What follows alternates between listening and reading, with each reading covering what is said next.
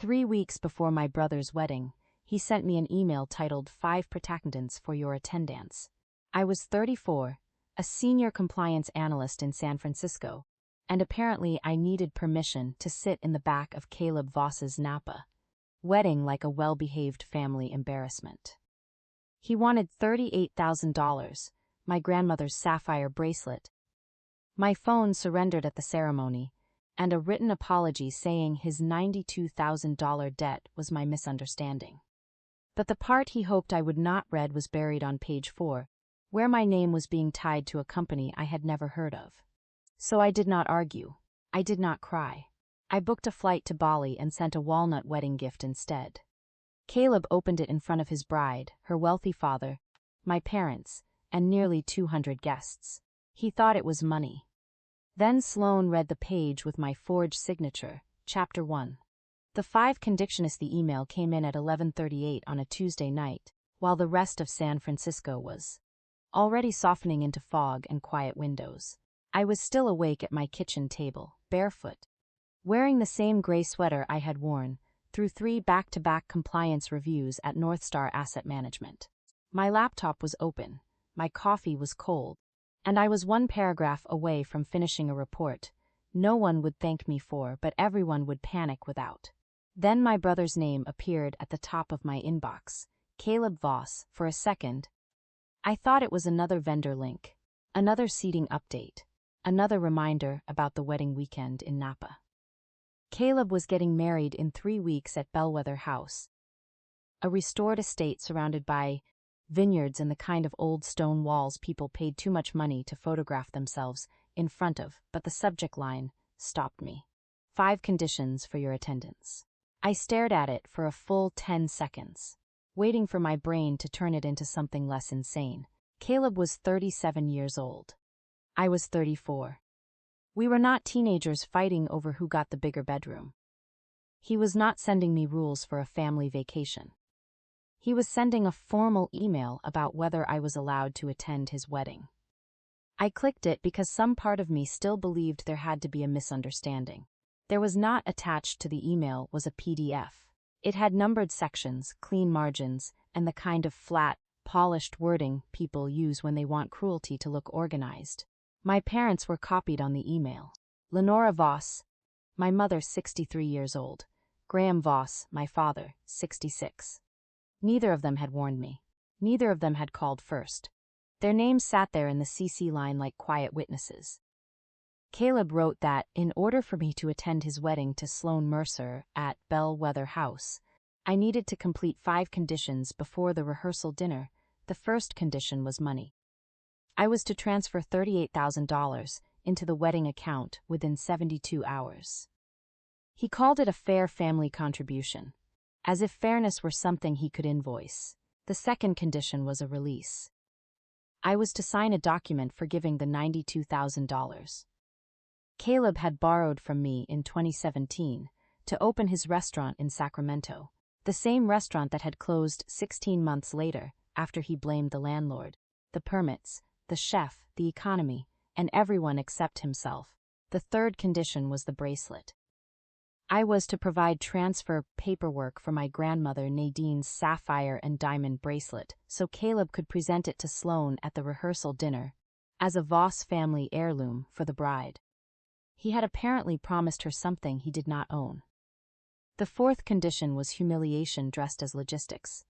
I was to wear a champagne beige dress selected by the wedding stylist. I was not allowed to bring a guest. I was to surrender my phone during the ceremony. I was to sit near the vendor entrance to avoid awkward conversations with the Mercer family. The fifth condition was the apology. Caleb had attached a statement he expected me to read at the rehearsal dinner. In it, I would say the $92,000 debt had been a misunderstanding. I would say I had let money come between my family and my brother's happiness. I would say Caleb had always been the man our family believed he could be. I read that sentence 3 times. Then I checked the email thread again, because some irrational part of me wanted to believe my parents had pushed back. My mother had already responded, "Just do these things so we can finally have peace." My father followed with one line. Your brother deserves one weekend without conflict. I did not move. The pain did not come from the $38,000 first. It did not even come from the bracelet, though that made something cold open behind my ribs. What froze me was the CC line. My parents had been included like witnesses to a public correction. They had seen the list. They had read the terms. They had watched their son reduce his sister to money, silence, property, and obedience, and they agreed with him. I opened the apology file. It was worse than the list. The words sounded like Caleb pretending to be me. Soft, guilty, smaller than I had ever chosen to be. It said I had been overly sensitive about financial matters. It said Caleb and I had always supported each other.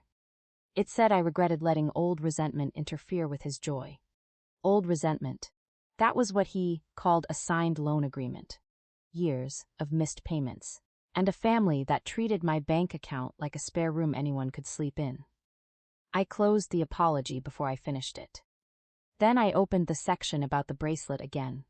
My grandmother, Nadine Voss, had owned a small jewelry shop in Santa Rosa before her hands got too stiff to repair clasps and reset stones. She was not rich in the way people at Bellwether House were rich, but she understood value. She understood documents. She understood that the person who smiled the widest was not always the person you could trust. When she left me the sapphire and diamond bracelet, she did it the way she did everything important in writing. A will, an appraisal, photographs, every page labeled and kept in a blue folder. Nadine had never trusted family promises without paper behind them. Years before she died, she had looked at me across her kitchen table and said, "Never let them call pressure a gift." That night, with Caleb asking me to sign away money, property, and my own version of the truth, I understood her warning for the first time. I did not respond to Caleb. I took screenshots of everything, the email, the attachment names, my parents' replies, Caleb's list, the apology statement. I downloaded the PDF and saved it to 2 separate drives. Then I forwarded a copy to an encrypted folder I used for work documents when something mattered enough to preserve cleanly. That was the part of me my family always underestimated. They expected emotion first. Anger, tears, a phone call, a long explanation they could interrupt and twist. But my job had trained me to pause before reacting. To preserve records. To read the language no one expected you to read. To ask why a sentence was written one way and not another. My phone lit up before I could finish saving the last file. A text from Caleb, "Don't make this dramatic. Sloane's family already knows you're contributing. Don't embarrass Mom and Dad." I read it once, then again. Sloane's family already knows you're contributing. That sentence changed the air in my apartment. Caleb had not merely asked me for money. He had already spent my name. He had walked into the Mercer family, smiled at Sloane, maybe even smiled at Warren Mercer, her father, and presented my contribution like a settled fact. I could picture him doing it. Caleb was always most confident when the truth was still somewhere behind him, trying to catch up. I set the phone down and opened a travel site. 2 days before the rehearsal dinner, I would fly out of Oakland Airport to Bali. I had planned that trip once before, years ago, then canceled it to help cover final payroll when Caleb's restaurant collapsed. This time, I booked it without asking anyone whether it was convenient. But I was not leaving without sending a wedding gift. Caleb would think it was money. Sloane would think it was an explanation. The Mercer family would think it was a polished gesture from the successful sister in finance who had finally come around. And when Sloane opened the second page inside the walnut document box, Caleb Voss would stop looking like the proud groom everyone had gathered to celebrate. My phone rang once, then again, then again. I let it go to voicemail. The final message came just after midnight. Caleb's voice had lost the careful, reasonable tone from the email. He sounded irritated now, as if my silence had offended him more than his own demands should have offended me. "Maren, you don't get to say no this time. This wedding is bigger than your feelings." I listened to it once, then I went back to the release. The first pages were exactly what Caleb said they were. Debt forgiveness. Family peace. No further claims regarding the failed restaurant loan. polished phrases stacked neatly over wrought. Then I scrolled to page 4. That was where my hand stopped on the trackpad. The clause was buried in the middle of a long paragraph, written in the kind of language people hope you skim. It said I acknowledged and approved all prior oral and written authorizations connected to Harbor and Stone events and the Voss-Mercer wedding project. I read the name again, Harbor and Stone events. I had never heard of it. I had never approved it. I had never signed anything for a wedding project, a family project, or any business connected to Caleb's marriage. The apartment was silent except for the refrigerator humming behind me and the faint traffic moving somewhere below the fog. I leaned back from the laptop, and for the first time that night, the anger cleared enough for fear to come through. Caleb did not just want me to pay for his wedding. He was trying to make me legally responsible for something I had never seen. Chapter 2. The family that trained me to stay quiety did not sleep after that. I sat at the kitchen table until the coffee went from cold to sour, staring at the words, Harbor and Stone events, like they might rearrange themselves into something harmless if I waited long enough. They did not. The thing about my brother was that he never started with the worst thing. Caleb always began with a request that sounded almost reasonable, then waited for everyone around him to adjust. Once we adjusted, he moved the line. Then again, then again. By the time you realized how far he had pushed, the whole family was already standing behind him, telling you not to make it harder. That was how it had always worked in the Voss family. Caleb was born in 1987, 3 years before me, and from the time he was old enough to talk back, my parents treated him like a future success story that was simply taking longer than expected. He was not irresponsible. He was creative. He was not reckless. He was passionate. He did not fail. He was misunderstood by people who did not recognize his potential. I was born in 1990, and my role was different. I was reasonable, I was mature, I was easy to count on. For years, I thought those were compliments. I liked being the daughter who did not raise her voice, the sister who could smooth things over, the person my mother called when she needed someone calm. It took me too long to understand that in our family, mature meant I was expected to absorb whatever Caleb spilled. If Caleb made a mess, I was supposed to stay calm. If my parents were stressed, I was supposed to make things easier. If the family needed money, I was supposed to understand. The first time I remember signing my name to Caleb's consequences, there was no paper involved. It was 2010. I was 20, Caleb was 23, and he called me at almost 2 in the morning from a side street in Sacramento. His voice was shaking so badly I thought someone had died. Maren, I need you to come get me. What happened? Just come. Please. Don't tell Dad. When I got there, Graham's old pickup was angled half onto the curb, the front bumper crushed into a low stone wall around a neighbor's yard. Caleb smelled like beer and wintergreen gum. He kept rubbing his face with both hands like he could erase the night from his skin. Dad is going to kill me, he said. Mom will fall apart, you know she will. You were drinking. Not like that, not enough to matter. Caleb. He looked at me with wet eyes and said the sentence that had worked on me too many times before. You're the only one who can help me. I helped him get the truck home. I let him tell our parents that I had borrowed it and backed into the wall because I was tired. Caleb promised he would fix it after things calmed down. He promised he would tell the truth later. He promised he would pay me back. Later never came. I lost car privileges for 6 months. I picked up weekend shifts to help cover repairs. Caleb was treated like the fragile one because he had been under so much pressure, and I was praised for handling the consequences so maturely. At the time, I thought I had saved my brother from one bad night. Looking back, I think that was the night Caleb learned I could be used as a buffer between him and reality. By 2017, he had turned that lesson into a business model. He wanted to open a small restaurant in Sacramento, a narrow place with exposed brick and Edison bulbs, and a menu he described as elevated comfort food, though he had never managed anything more complicated than his own excuses. He said this was his last chance to prove himself. My mother called 3 times in 1 week. He just needs one person to believe in him, Lenora said. I believe in responsibility, I told her. And that is why he needs you. My father was more direct. You work in finance, Maren. You understand this stuff better than the rest of us. I understand risk, then help him avoid it. I lent Caleb $92,000, but I did it properly. Priya Nair, an attorney I had used for a tenant dispute years earlier, drafted a clean loan agreement. Payment schedule, interest, default language, signatures, everything. Caleb made 4 payments, then he stopped.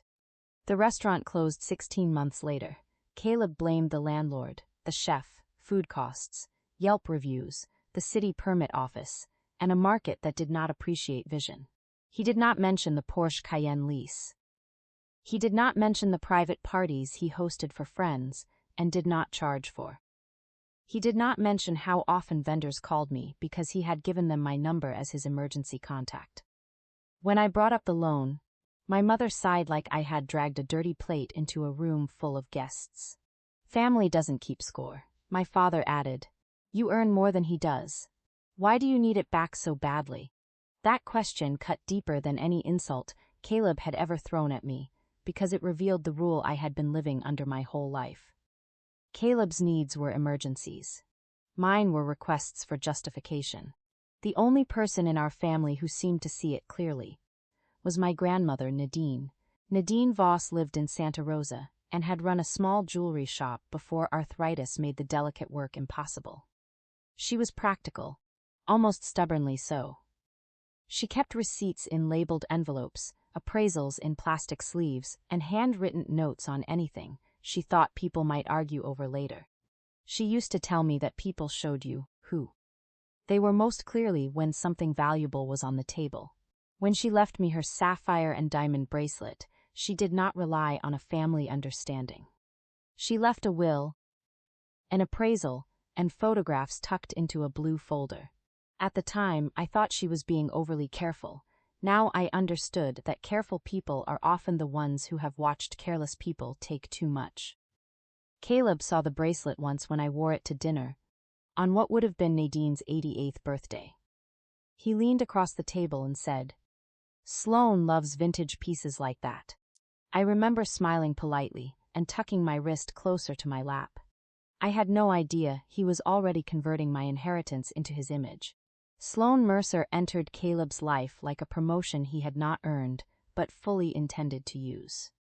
She was 33, a brand director at Mercer Commercial Builders, and the kind of woman who listened before she spoke.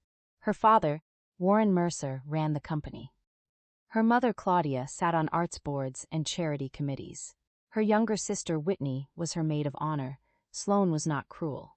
She was not stupid. She was simply being shown a version of Caleb that had been edited for her comfort. He told her the restaurant had been a learning experience. He told her the $92,000 was family investment money.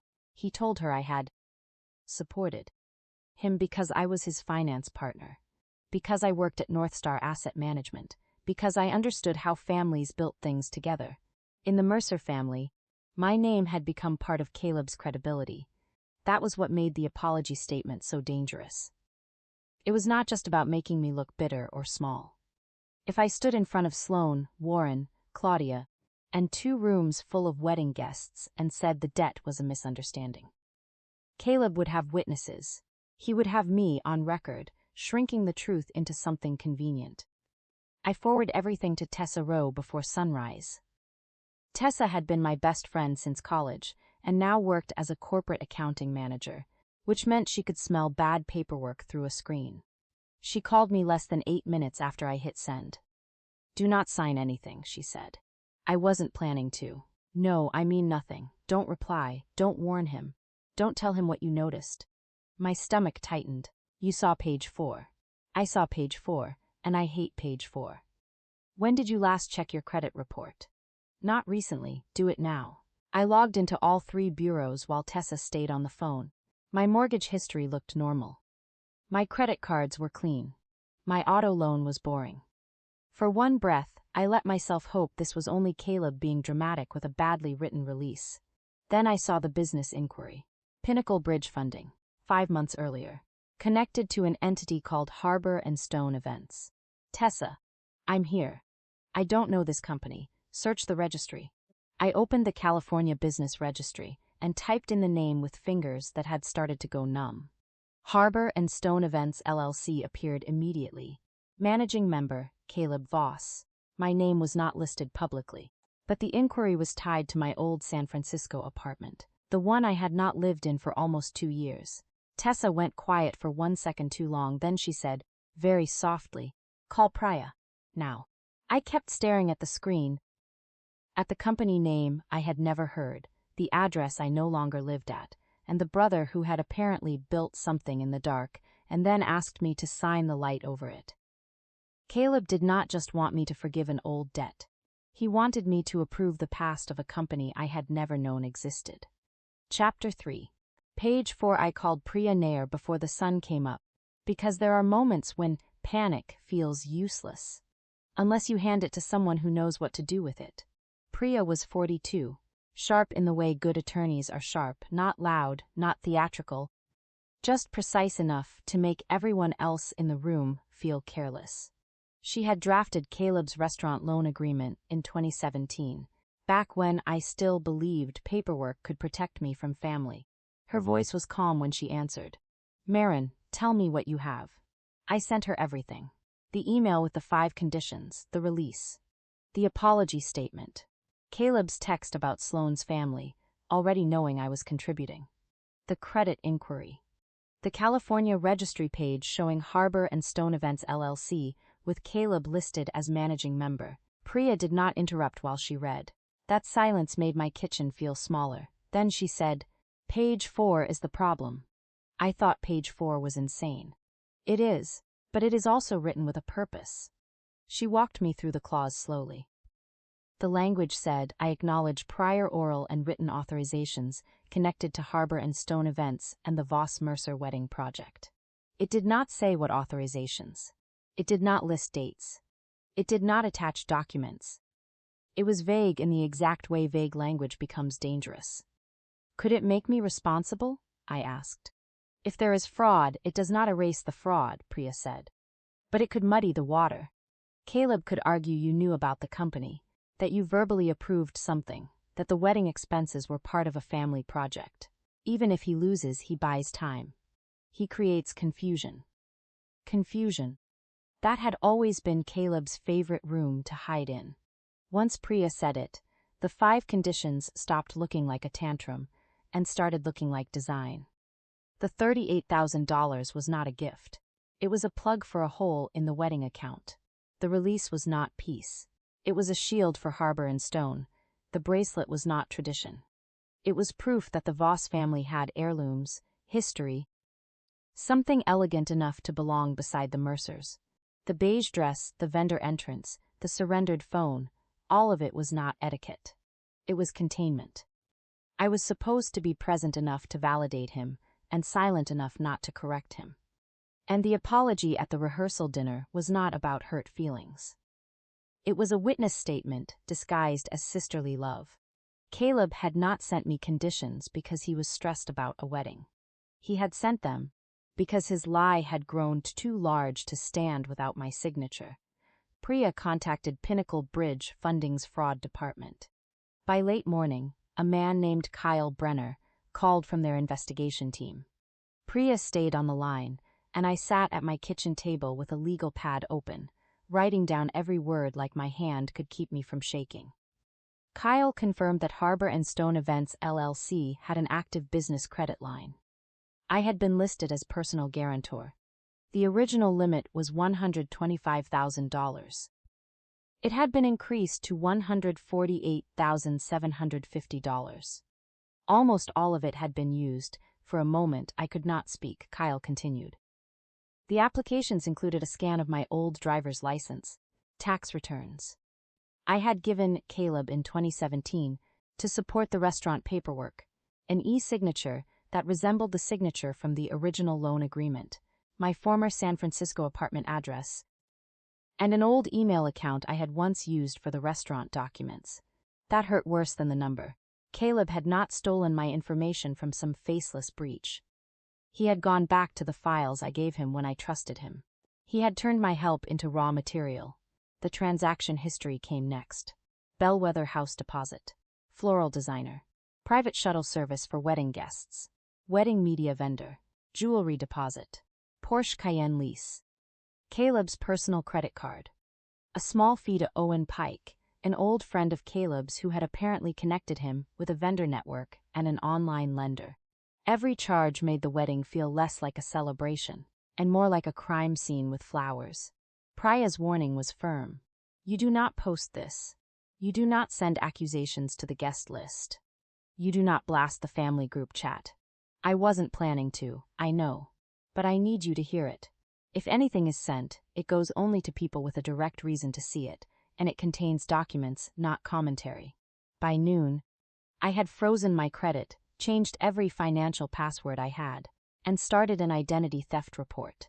Priya helped me prepare a police report for Detective Marisol Grant in financial crimes. Her name appeared on an email thread later that day, professional and brief, confirming that the documents suggested possible forged signature and fraudulent use of identifying information. I also had to call work. That was the part that made my stomach twist in a new way. I was a senior compliance analyst at North Star Asset Management. My reputation was built on noticing risks before they became scandals. Now my own name was attached to a business credit line I had never authorized. Rachel Kim, our HR legal liaison, listened while I explained. I expected suspicion. Instead, she asked for the report numbers and the attorney contact. You did the right thing by telling us early, Rachel said. In compliance, being targeted is not the same as hiding it. We document, we protect the record. For the first time that day, I breathed.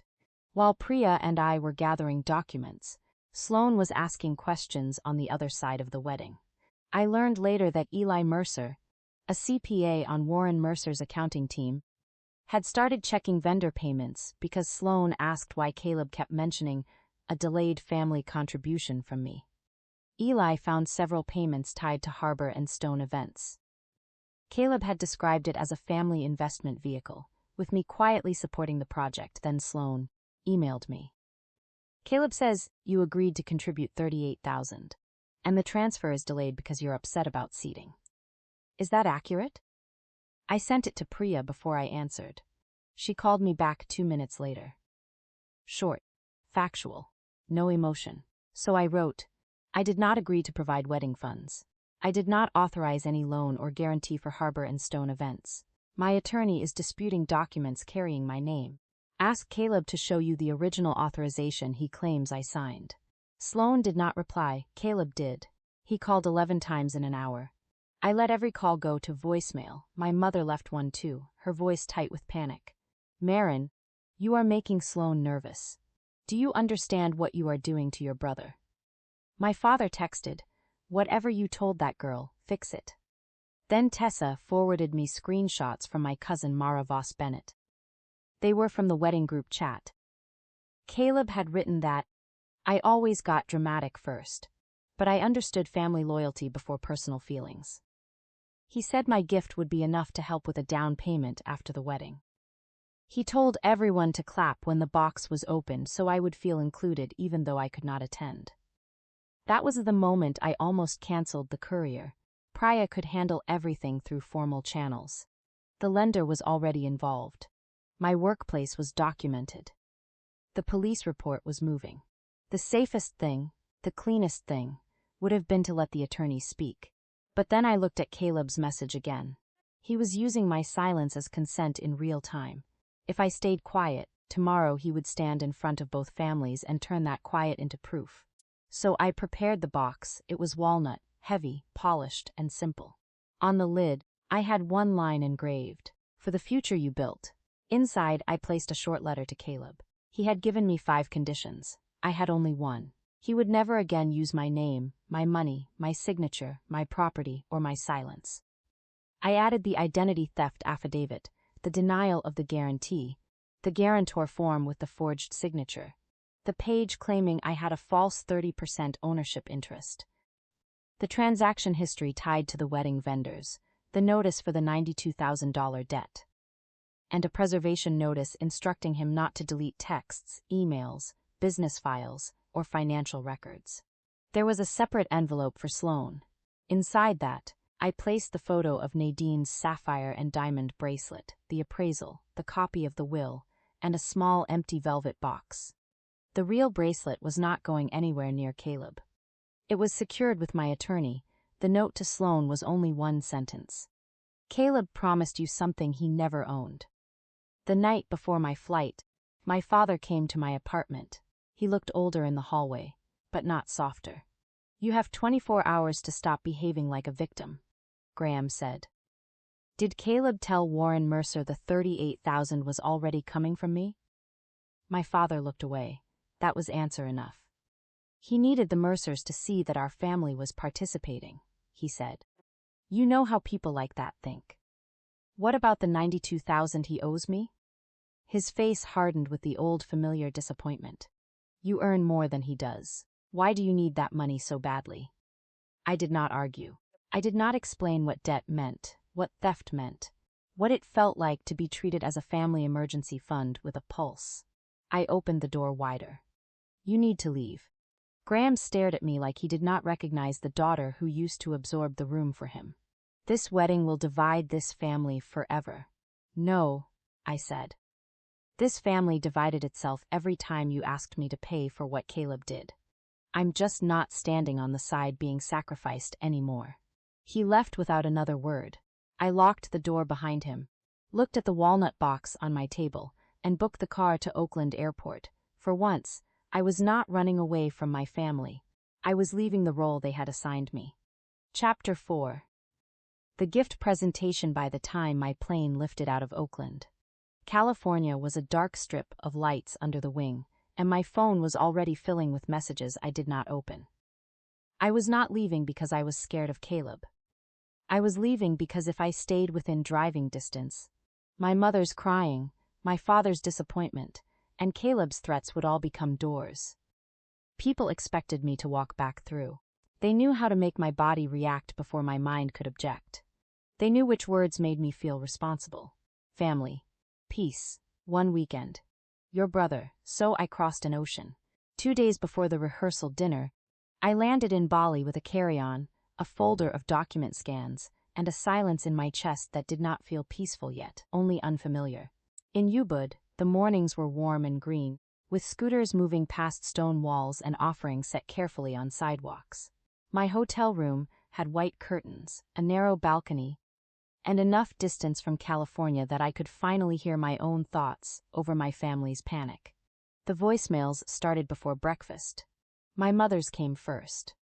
Maren, Sloan is asking too many questions. You need to call her and calm everyone down. This is not the time to make people nervous. Then Caleb. At first, he was angry. You had no right to contact Sloan. Whatever you think you know, you're confused. Then threatening. If you blow this up, I will make sure everyone knows you were jealous from the beginning. Then softer, which somehow felt worse. Maren, please. If this weekend falls apart, I won't recover from it. You don't understand what you're doing to me. Even when Caleb begged, he still spoke like the consequences belonged to me. I forwarded every voicemail to Priya and turned off notifications. The next email came from Sloan that afternoon. Caleb showed me a personal guarantee with your signature. Is that signature yours? I stared at that sentence for a long time, not because I did not know the answer. Because once I gave it, there would be no way for Caleb to fold the truth back into the neat little shape he had made for the Mercer family. I sent it to Priya. She called me within minutes. One sentence, she said. Nothing extra. So I replied. No, I did not sign it. Sloan answered 2 minutes later. Understood, that was all. No accusation, no apology, no explanation. Just one word. Clean and controlled enough to make the space around it feel dangerous.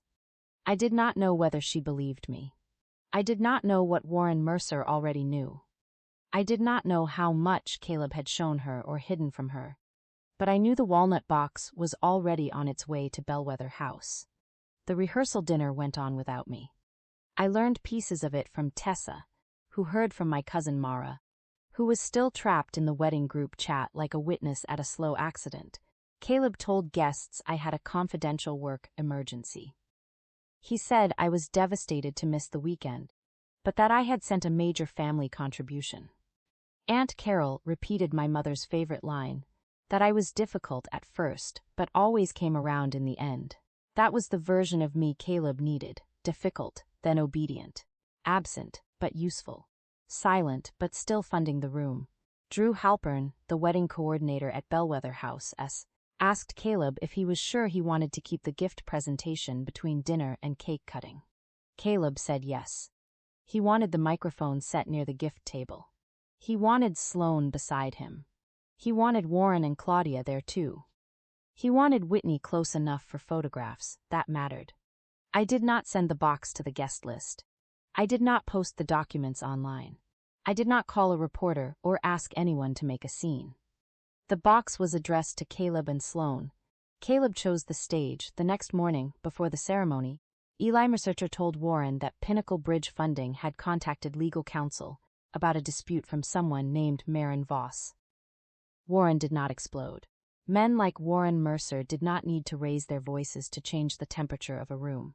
He asked questions. He made calls. He watched Caleb more closely. Sloane still walked down the aisle. I saw one photo later, sent quietly by Mara. Sloane looked beautiful, but her hand was tight around her bouquet. Whitney stood behind her, watching her sister's face instead of the flowers. Pastor Jonah Reed performed the ceremony under a white arch near the vineyard lawn. Caleb looked exactly like he always looked when he thought the room belonged to him. Warm smile. Wet eyes at the right moment. One hand over his heart when he thanked both families. Sloane read her vows. People probably thought her voice shook because she was emotional. Whitney knew better. At the reception, Caleb took the microphone before dessert. I was in my hotel room in Ubud, sitting on the edge of the bed with the curtains open, while my brother stood in Napa Valley and talked about loyalty. Mamara sent Tessa live updates, and Tessa sent only the important ones to me. Caleb spoke about forgiveness. He spoke about family. He said that even though I could not be there, my gift proved that I understood what mattered. My mother cried. My father nodded. Aunt Carol clapped before anyone else did. Then Drew placed the walnut box on the gift table. For the future you built. Caleb read from the lid. Mamara wrote that he smiled when he said it. Of course he did. He thought it meant the future he had sold to Sloane. He opened the box. Inside was the black folder. The first page was my letter. Caleb read only a few lines before his expression changed. He tried to close the folder. This is a private family note, he said. Sloane saw the words Harbor and Stone Events LLC on the second page. What is that? She asked. It's nothing, Caleb said. Just family paperwork. Maren gets dramatic. Warren stepped closer. What are you holding? Caleb kept one hand on the folder, but the envelope with Sloane's name slid against the side of the box. Whitney saw it first. Before Caleb could cover it, she picked it up and handed it to her sister. Sloane opened it. People talk about rooms going silent as if silence happens all at once. It does not, it moves in layers. First, the people closest to the table stop speaking. Then the ones behind them notice. Then the music feels too loud. Then even the servers start moving more carefully. Sloane read the denial statement, the forged guarantee, the transaction history. She did not scream. She did not throw anything. She just kept reading, and somehow that was worse for Caleb than any scene could have been. Warren asked, "Did Maren sign this?" Caleb laughed once, too sharply. She verbally approved it. Now she's using technicalities because she's upset. Sloane looked up. Then why did you ask her to sign a retroactive release 3 days before the wedding? Caleb's face tightened. She gets unstable about money. That was the wrong thing to say. Because for months, he had been presenting me as the stable one, the finance expert, the trusted family partner behind his plans. Claudia stood beside Sloane without speaking. Warren pulled out his phone and called his attorney. Caleb reached toward Sloane's phone, and Whitney stepped between them. Sloane said, "Don't touch me." My mother tried to save him. Sometimes siblings sign things for each other, Lenora said. This doesn't need to be handled today. Warren turned and looked at her. My father went pale. Sloane read the messages next. Caleb demanding that I sign the release. Caleb demanding $38,000. Caleb demanding the bracelet paperwork. Caleb said, "Those are edited." Warren held out his hand. "Unlock your phone and show us the original conversation." Caleb did not move. No one needed anything else. That refusal did what no argument could have done. It took every version of the story Caleb had built and let it collapse under its own weight. Then Sloane opened the heirloom section. She found the photograph of Nadine's sapphire and diamond bracelet, the appraisal, the copy of the will, the empty velvet box, the note explaining that the real bracelet was secured with my attorney because Caleb had promised her something he never owned. Sloane removed her wedding ring. She did not throw it. She did not shout. She placed it on the table beside the open box. Caleb leaned toward her. "Sloane, don't do this in front of everyone." Her answer was quiet enough that Mara said people leaned in to hear it. "You did this in front of everyone."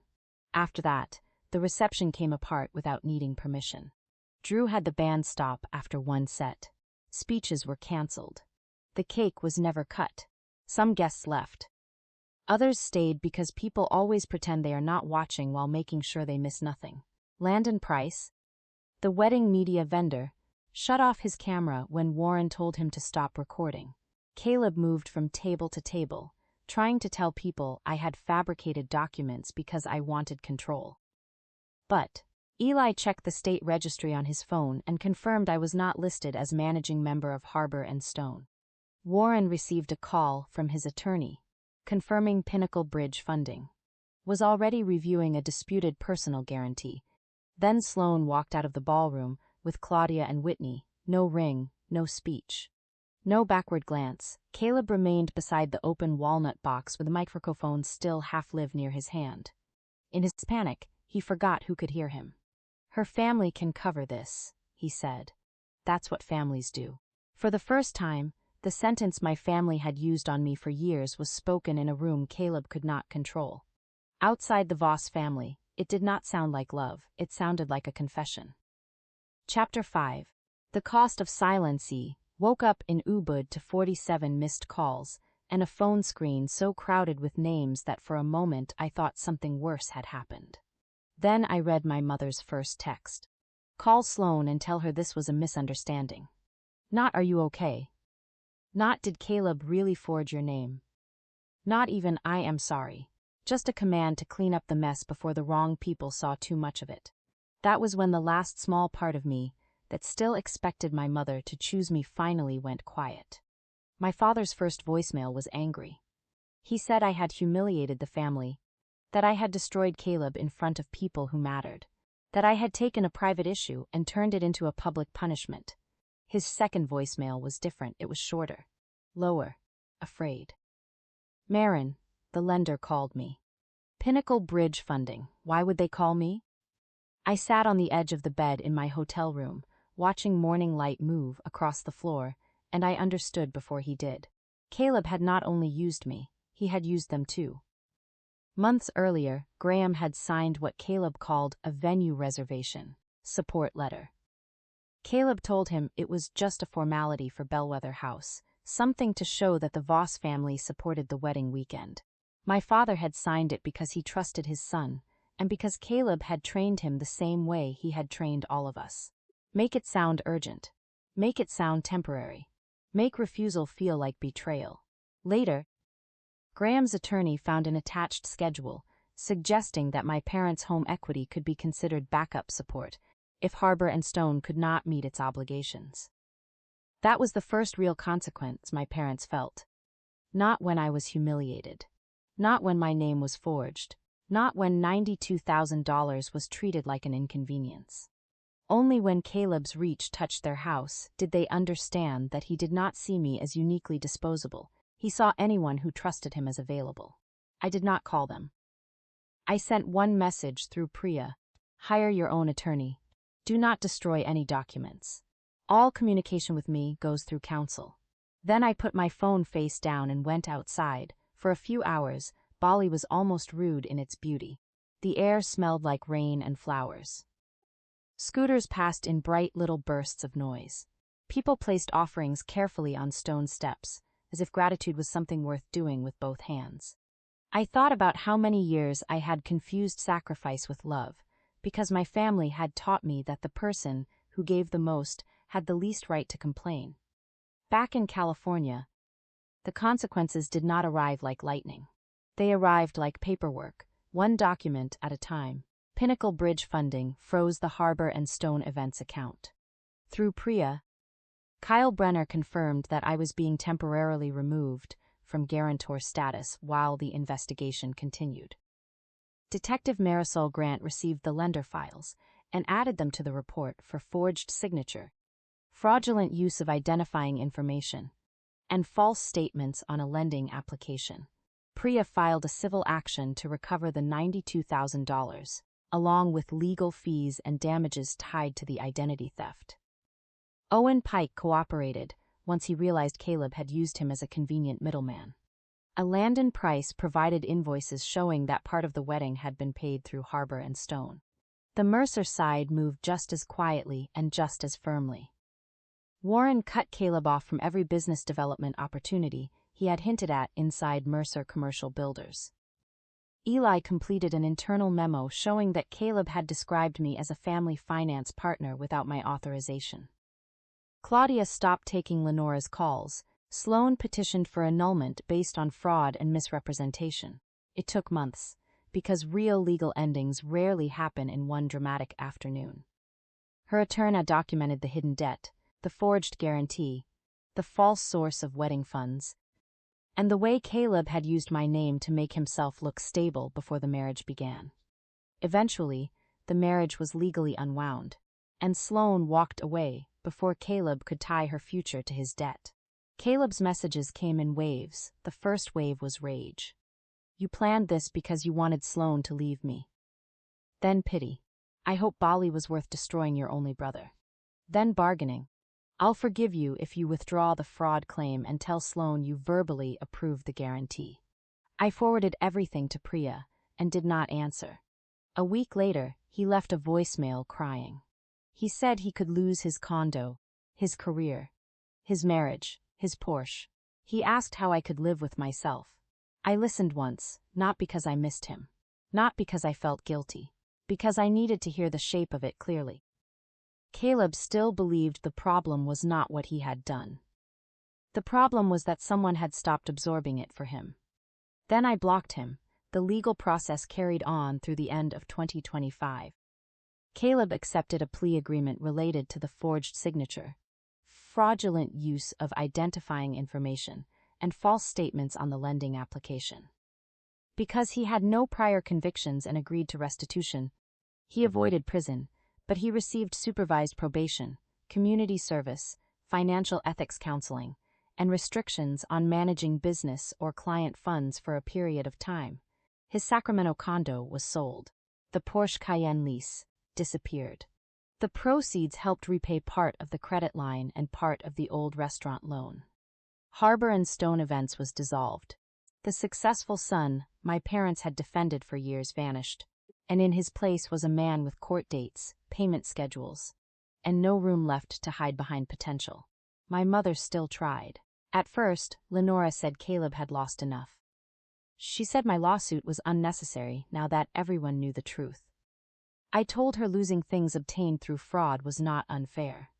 It was just the bill arriving. Graham apologized for coming to my apartment, but his first apology still carried excuses inside it. Stress, wedding pressure, family panic. I told him I was not accepting an apology that still needed me to understand why he hurt me. I did not speak to my parents for 5 months.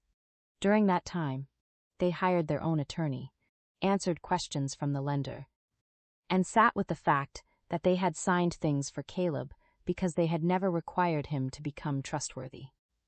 Graham had once said Caleb handled the business side better than they did. Now that sentence sat between them like evidence. When I finally agreed to see them, I chose a neutral coffee shop in San Francisco.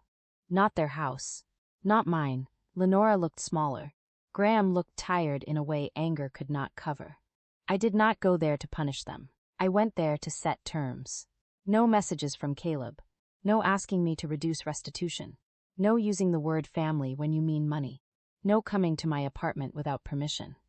If you break those rules, the conversation ends. My mother's eyes filled, but for once she did not argue. Graham looked down at his hands. We taught you to clean up after him, he said. Yes, I said. And I'm not doing it anymore. That was not forgiveness. Not yet. Maybe not ever in the way they wanted. It was a boundary, and for the first time they treated it like something real. I returned to North Star. Rachel Kim confirmed that reporting early had protected my position. Priya closed pieces of the case one at a time. Tessa took me to dinner, and we did not toast to Caleb losing everything. We toasted to me no longer asking permission to protect myself. Sloane emailed me after the annulment was resolved. She wrote that the box had hurt her, but Caleb's lies had destroyed the marriage long before she opened it. She thanked me for telling the truth before she signed a joint account, bought a house, or tied her future to his debt. I answered simply. I told her I was sorry for the way she learned it, but not sorry that she knew. We did not become best friends. That would have felt too neat. But there was respect between us, and sometimes respect is the cleanest ending two women can give each other after loving the same lie from different sides. The real sapphire and diamond bracelet stayed in a safe deposit box until what would have been Nadine's 94th birthday. That evening, I took it out and wore it to dinner, not to show anyone, not to prove anything, just to feel the weight of something that had truly been left to me, not demanded from me. I thought about the walnut box often. It did not ruin Caleb's wedding. Caleb did that when he built a stage for a lie, and assumed my silence was the last thing he still owned. For years, my family had treated my patience like permission.